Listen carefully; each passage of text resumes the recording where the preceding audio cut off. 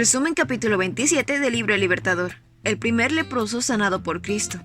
La lepra era la más temida de todas las enfermedades conocidas en el Oriente. Su carácter incurable y contagioso y sus efectos horribles sobre sus víctimas llenaban a los más valientes de temor. Entre los judíos era considerada como castigo por el pecado y por esa razón se llamaba el dedo de Dios. Era considerada como un símbolo de pecado, como si ya estuviese muerto. El leproso debía ser excluido de cualquier residencia habitada. Cualquier cosa que tocase quedaba impura, su aliento contaminaba el aire. El sospechoso de tener la enfermedad debía presentarse a los sacerdotes. Si lo declaraban leproso, estaba condenado a asociarse únicamente con otros leprosos. La ley era inflexible, ni aun los reyes y los gobernantes estaban exentos. El leproso debía cargar con la maldición lejos de sus amigos y parientes. Estaba obligado a publicar su propia calamidad y a proclamar el aviso de advertencia a todos, para que rehuyesen su presencia contaminadora. El clamor «impuro, impuro» que en tono lastimero profería el exiliado solitario era una señal que la gente oía con temor y repugnancia. A muchos de los que sufrían esta enfermedad les llegaron las novedades de la obra de Cristo, lo que encendió en ellos un rayito de esperanza. Pero desde los días del profeta Eliseo nunca se había oído que un leproso fuese sanado. Sin embargo, hubo un hombre cuyo corazón empezó a nacer la fe. Pero, ¿cómo podía presentarse al sanador? ¿Lo sanaría Cristo? ¿Se fijaría en alguien que estaba sufriendo el juicio de Dios? ¿Pronunciaría una maldición sobre él? El leproso reflexionó sobre todo lo que había dicho Jesús. Ninguno de los que habían pedido su ayuda había sido rechazado. El pobre hombre resolvió encontrar al Salvador. Tal vez se cruzarían en algún lugar apartado en los caminos de los cerros. Quizá lo hallara mientras enseñaba a las afueras de algún pueblo. Esta era su única esperanza. El leproso fue guiado al Salvador cuando éste enseñaba a las orillas del lago. El leproso alcanzó a oír unas pocas palabras de los labios del Salvador. Lo vio poner sus manos sobre los enfermos y los cojos, los ciegos, los paralíticos, y vio a los que estaban muriendo de diversas enfermedades levantarse sanos, alabando a Dios por su liberación. La fe se fortaleció en su corazón. Se acercó más y más a la muchedumbre reunida, olvidando las restricciones que le imponían y el temor que todos le tenían. Pensaba tan solo en la bendita esperanza de ser sanado. Presentaba un espectáculo repugnante. Era horrible al mirar su cuerpo en putrefacción. Al verlo, la gente retrocedió con terror. Se atropellaban los unos a los otros en su desesperación por evitar cualquier contacto con él. Algunos tentaron de evitar que se acercara a Jesús, pero él ni los vio ni los oyó. Veía solo al Hijo de Dios, apresurándose en llegar hasta Jesús, se echó a sus pies, clamando: «Señor, si tú quieres, puedes sanarme y dejarme limpio». Jesús respondió: «Sí quiero, queda sano», y puso la mano sobre él. Inmediatamente se realizó una transformación en el leproso. Su carne quedó sana, los nervios recuperaron su sensibilidad, y los músculos adquirieron firmeza. La piel tosca y escamosa había desaparecido y fue reemplazada por un suave rubor, como el que se nota en la piel de un niño sano. Jesús dio instrucciones al hombre sobre la necesidad de callar y obrar prontamente. Le dijo: «No se lo cuentes a nadie. En cambio, preséntate ante el sacerdote y deja que te examine. Lleva contigo la ofrenda que exige la ley de Moisés a los que son sanados de la lepra. Esto será un testimonio público de que has quedado limpio». Si los sacerdotes hubiesen conocido los hechos relacionados con la curación del leproso, su odio hacia Cristo podía haberlos inducido a dar un fallo deshonesto. Jesús deseaba que el hombre se presentase en el templo antes de que le llegasen los rumores del milagro. Así el leproso sanado podría obtener una decisión imparcial y tendría permiso para reunirse con su familia y amistades. El Salvador también sabía que si divulgaba la noticia de la curación del leproso, otros aquejados por esta enfermedad se agolparían en derredor de él, y se haría correr la voz de que la gente quedaría contaminada. Una multitud había visto la curación del leproso y tenía mucho interés de conocer cuál sería la decisión de los sacerdotes. Cuando el hombre se encontró con sus amistades, hubo un gran alboroto. El hombre no hizo ningún esfuerzo por ocultar su curación. En verdad, le había sido imposible ocultarla. Los mismos sacerdotes que habían condenado al leproso al destierro certificaron su curación, y el hombre sanado, reintegrado a la sociedad, fue un testigo vivo a favor de su benefactor. Con alegría exaltó el nombre de Jesús. Los sacerdotes tuvieron la oportunidad de conocer la verdad.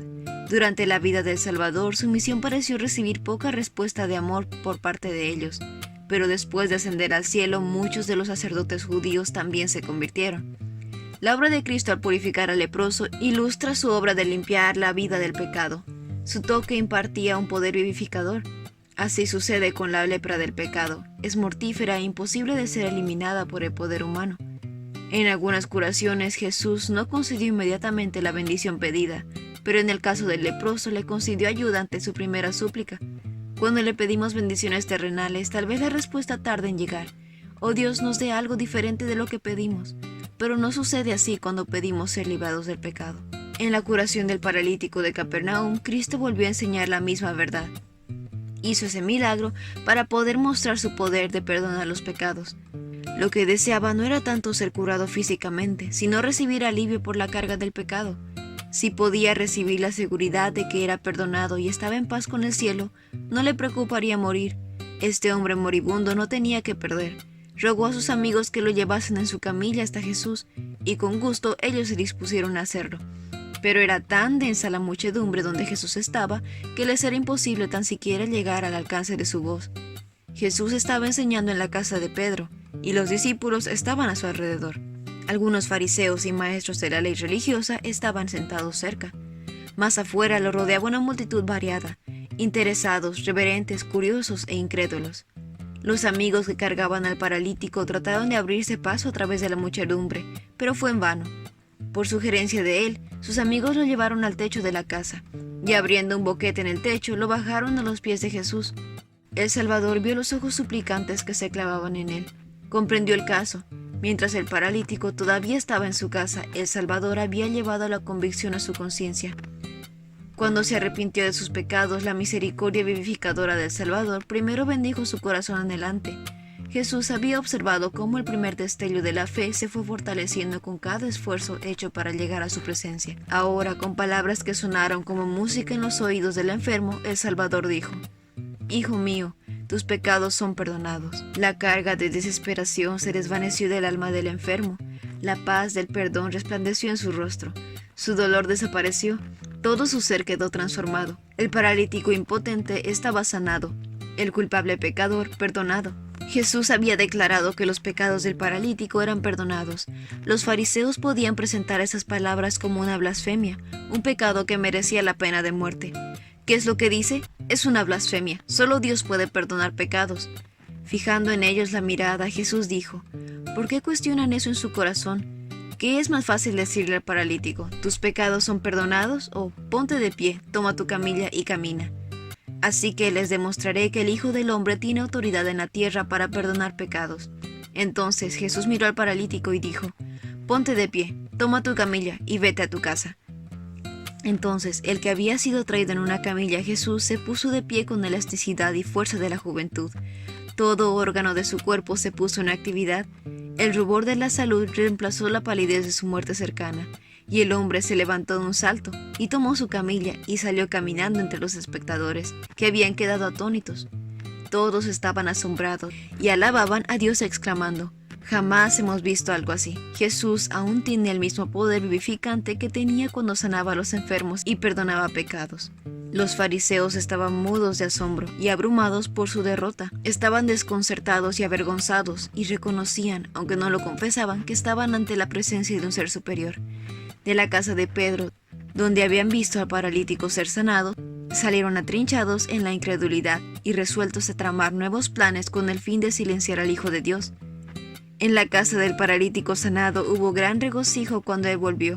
Con lágrimas de alegría, los miembros de su familia apenas podían creer lo que veían sus ojos. La piel que se había encogido y adquirido un color plomizo ahora se veía fresca y rosada. Caminaba con pasos firmes y libres. En cada rasgo de su rostro se expresaba el gozo de la esperanza. Una expresión de pureza y paz había reemplazado las marcas del pecado y el sufrimiento. Ese hombre y su familia estaban dispuestos a dar su vida por Jesús. Ninguna duda oscureció su fe en el que había impartido la luz a su oscurecido hogar. Y ese fue el resumen del capítulo 27 del libro El Libertador. No olvides compartir este video con tus compañeros de clase o con otras personas que tú creas que puedan necesitar este resumen. Nos vemos la próxima.